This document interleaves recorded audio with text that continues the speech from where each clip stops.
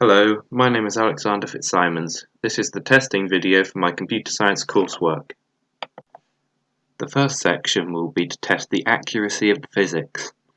Part 1 involves making sure that gravity causes objects to move towards each other and not parallel or away from each other. So to test this, we'll need to start a new simulation, and first we'll just pause it and then turn on the trail, and we'll add in 2 new objects. And then we will press play, and hopefully they'll start to fall together, and you can see that they accelerate as well, not just having a constant velocity, which is what we would expect. Part 2a will be to make sure that the orbits are elliptical in shape. And to test this one, we'll need to start a new simulation, and first of all we'll just add in one big object in the middle and one smaller object on the outside, but we'll have to give this an initial velocity to set it in orbit. Okay, and then we'll just need to turn on the trail, which will help us see if the object is orbiting in an elliptical path. And there is some slight deviation from an ellipse, but that's because we started the big object in the middle as still and the satellite as moving, so it gave the whole system an initial momentum, so everything is moving over to the left slightly. Other than this, the path seems to be a perfect ellipse.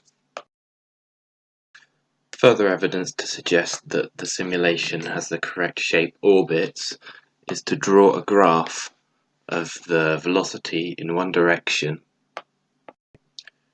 So for this test, we'll start off with an object in a highly elliptical orbit around another object, and we want to graph the x velocity of the satellite.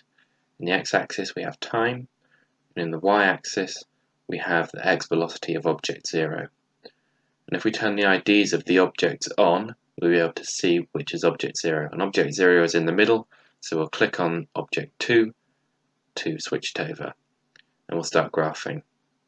And immediately you'll be able to tell that this isn't a perfect sine wave, and that's because of the peaks and troughs being narrower and wider. However, since this object is in an elliptical orbit, it's slower at the top and faster at the bottom, so we should expect wider peaks and narrower troughs.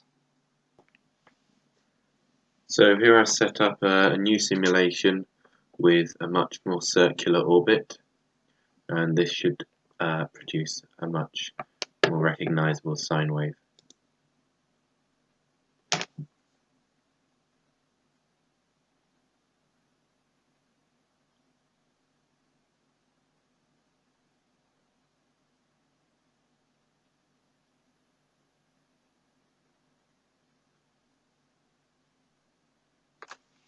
And then we have the trough is the same width as the peak.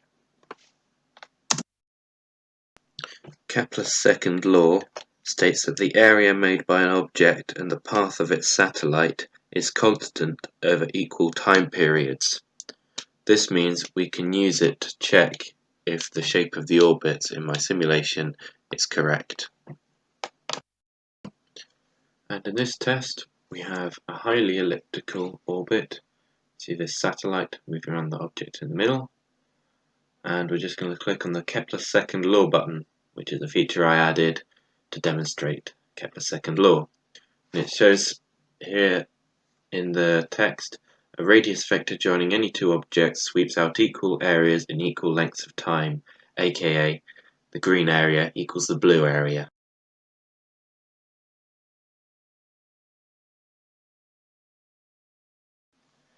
Next we need to test that momentum is conserved. To do this, we'll collide two objects together, and then we'll collide a whole bunch of objects. Okay, so for this test, we'll start a new simulation, and we're going to add two still objects in. Okay, we're going to start graphing. So this is object 0, just to tell what speed it's going. and we put that object in still as well. And when they come together, the total momentum should be conserved and it should drop back down to 0 once they've collided, which it has. Another test for conservation of momentum will be to add a still object, and we'll go and turn IDs on and show velocity on, and we'll pause it, and another object with an initial velocity to the left, and the direction is indicated by the pink line, and the size of the pink line indicates the magnitude of the velocity. So when we press play, they should move towards each other, and when they collide there will be some final velocity as well.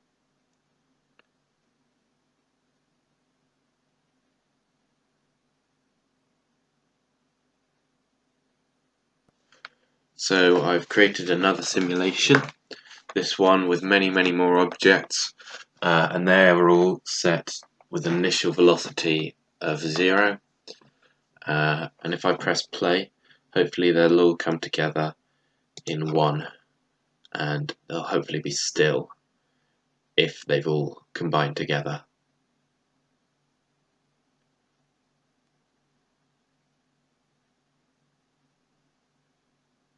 And there we go, and the final object is still.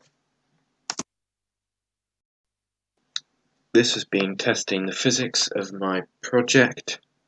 Thanks very much for watching.